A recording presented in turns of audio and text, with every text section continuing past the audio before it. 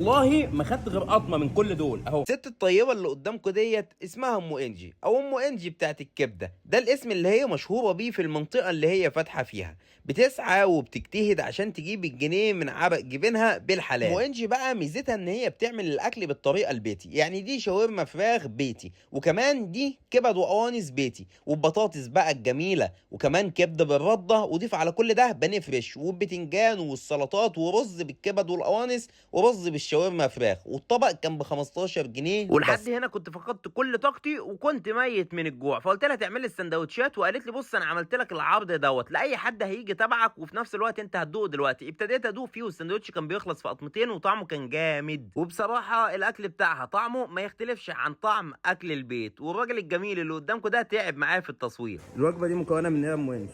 كبده برده، تمام. شاورما فراخ، كبد وقوانص، بانيه بالبطاطس.